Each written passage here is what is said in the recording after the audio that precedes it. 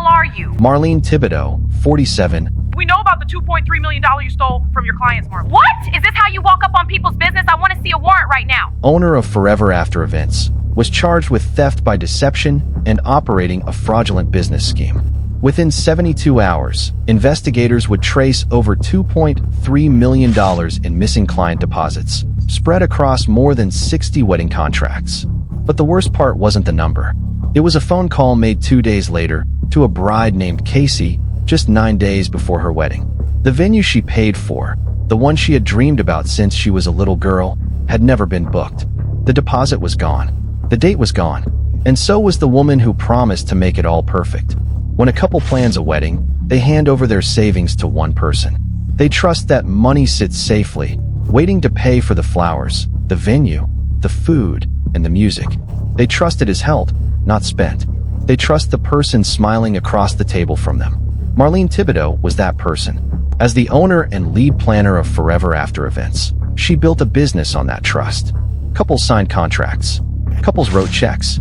Couples believed. But behind the smiles and the sample menus, something else was happening. Money meant for one couple's big day was quietly being used to cover another couple's bills. A cycle that could only end one way. Would you have caught the warning signs? Stick around, because this story gets worse before it gets better. And if you like true crime stories like this one, hit subscribe so you don't miss what's coming next. Marlene Thibodeaux did not grow up surrounded by flowers and fine china. She grew up in a small house with thin walls, where every birthday party and family gathering had to be planned around a tight budget. Her mother often asked her to help stretch a few dollars into something that looked nice. Marlene learned how to make paper streamers look like ribbon, and how to turn a simple cake into something that looked store-bought and special. When she was 16, Marlene got her first job as an assistant at a local banquet hall. She spent her weekends setting up chairs, folding napkins, and watching brides walk in for their big day. She saw the white dresses, the string lights, and the tables covered in flowers that cost more than her family spent on groceries in a month. She watched wedding planners walk around with clipboards, giving orders, looking important. People listened to them. People thanked them. People cried happy tears because of them. Marlene wanted that. Not just the job, but the feeling. The feeling of being the person who made a moment perfect. The person everyone remembered. The person who walked into a room and made things happen. She worked at that banquet hall for almost 4 years. She picked up every trick she could. She learned how florists worked, how caterers priced their menus, and how a single string of lights could turn an ordinary room into something magical. She watched brides hug their planners at the end of the night, thanking them for the best day of their lives. But Marlene also noticed something else. She noticed how much money moved through these events. Deposits, down payments, final balances, cash and checks changing hands before anyone double-checked the math. She saw how trust worked in this business. People paid first, and they believed the rest would happen later. By the time Marlene left the banquet hall, she had a plan.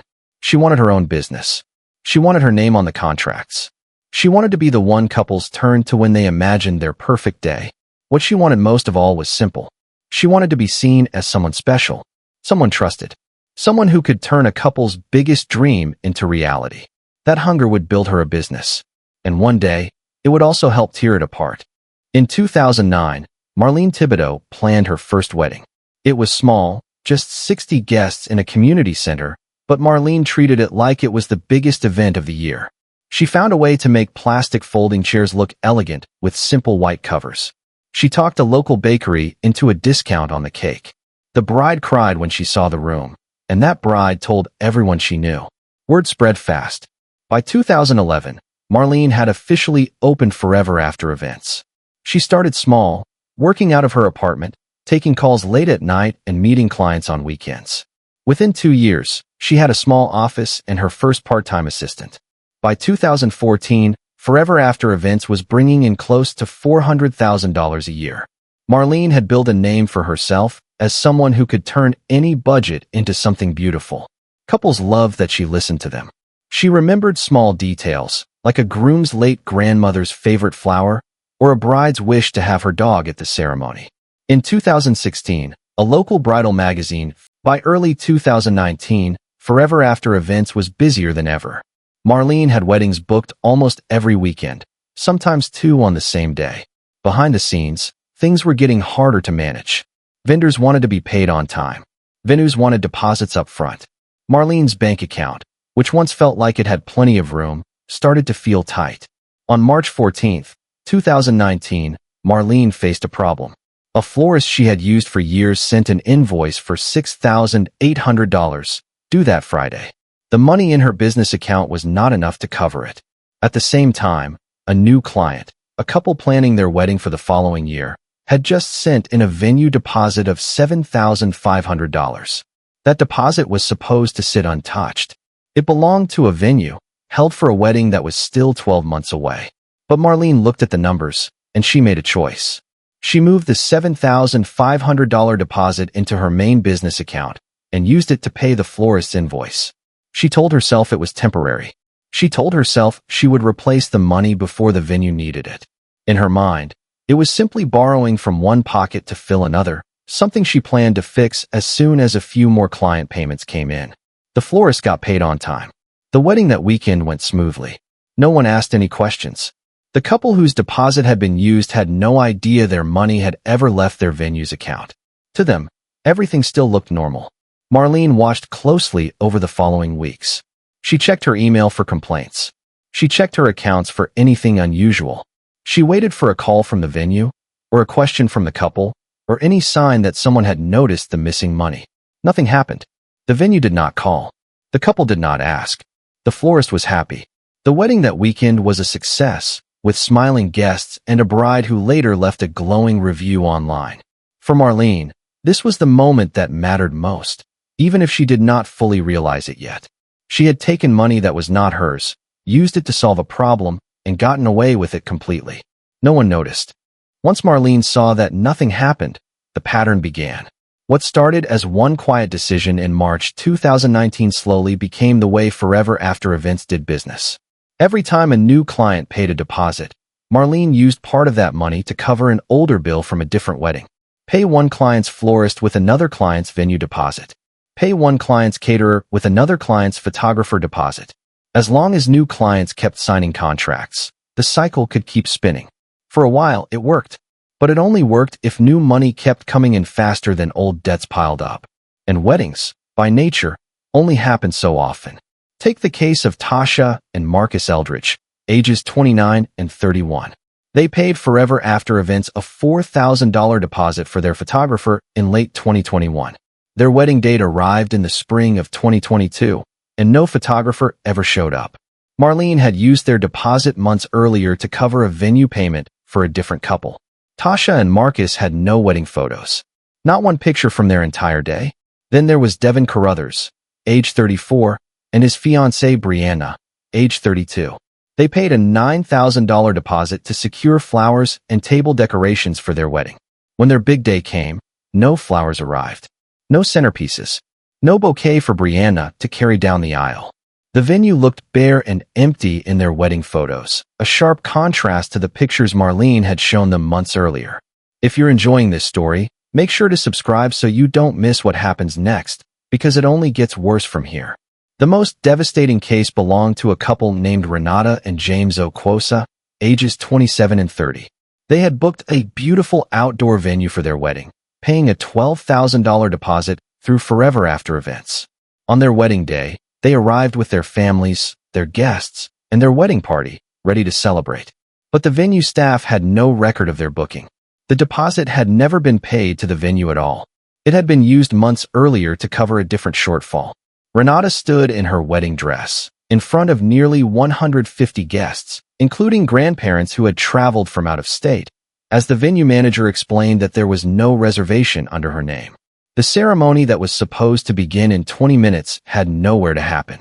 For Renata and James, the wedding day they had planned for over a year simply did not exist. By the summer of 2022, the cracks were getting harder to hide. Within the same 2-month period, 3 different couples filed complaints with the local Consumer Protection Office. Each complaint told a similar story. They had paid deposits to Forever After Events, and the services they paid for never showed up. Vendors were never paid. Venues were never booked. Around the same time, a local catering company posted online about not being paid for 2 weddings they had worked earlier that year. The post named Forever After Events directly and asked other vendors if they had experienced the same problem. Within days, more vendors responded with similar stories. Florists, photographers, and rental companies all said they had unpaid invoices going back months. The post spread quickly through local wedding groups online. Couples who had used Forever After events started comparing notes. Many of them realized, for the first time, that other people had gone through the exact same thing they had. With so many complaints coming in at once, investigators from the State Attorney General's office opened a formal investigation. They requested bank records from Forever After events, along with copies of client contracts going back several years. What they found was a clear pattern. Investigators matched each client's deposit date and amount to Marlene's business account. Then they matched those same accounts to payments going out, often within days, to vendors and venues tied to completely different weddings. The dates lined up. The amounts lined up. Money from one couple's contract was clearly being used to pay for a different couple's wedding over and over again. Investigators also pulled vendor invoices and compared them to Marlene's bank statements. In several cases, the timing was almost exact. A deposit would come in from one couple, and within 24 to 48 hours, a similar amount would go out to cover an old bill from a different contract. By tracing these patterns across dozens of accounts, investigators built a timeline stretching back to early 2019. The numbers were staggering. More than 60 couples were affected. Deposits that should have been sitting safely in escrow accounts had instead been used over and over to plug holes in a business that was slowly sinking. The investigation moved quickly once the pattern became clear. Investigators had bank records. They had client contracts. They had vendor statements. All that was left was to confront the woman behind Forever After events. On the morning of September 8, 2022, around 9:30 a.m., 2 detectives arrived at the office of Forever After events. The office was quiet. Marlene's assistant had not come in yet. Marlene was alone, sitting at her desk, going through emails when the detectives knocked on the glass door. Bodycam footage shows Marlene standing up slowly and opening the door. She looked surprised, but she tried to stay calm. "Good morning, officers. Is there something I can help you with?" she asked. "Marlene Thibodeaux, we have a warrant for your arrest, related to multiple counts of theft by deception," one detective said, holding up a folded paper. "This has to be a mistake. I run a legitimate business. I have contracts. I have records," Marlene said, her voice rising slightly. "We have those records too, ma'am. Bank statements showing client deposits being used for unrelated invoices. Multiple clients have given statements." Marlene's hands started to shake. "I was going to fix it. I always meant to pay everyone back. It just got out of control." For a moment, she stood frozen, staring at the floor of the office she had built from nothing. Then her shoulders dropped, and she sat back down in her chair. "Can I have a minute?" she asked quietly. The detectives gave her a moment before asking her to stand and turn around. Marlene placed her hands behind her back without being told twice. The sound of the handcuffs clicking into place was sharp in the quiet office. As the detectives walked her toward the door, Marlene looked back one last time. Bodycam footage captured the moment clearly. On the far wall of her office, dozens of small cards were pinned up in neat rows. Thank you cards. Cards from brides and grooms over the years, each one written by hand. "Thank you for making our day perfect. We could not have done this without you. Best decision we ever made."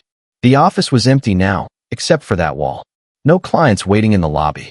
No assistant answering phones. No flowers on the desk. Just rows of handwritten thank you notes from couples who once trusted Marlene Thibodeaux with the most important day of their lives. As she was led out to the car, the wall of thank you cards remained behind her, the only thing left in a business that no longer existed. Marlene Thibodeaux's trial began several months later. She faced multiple charges, including wire fraud, theft by deception, and operating a fraudulent business scheme.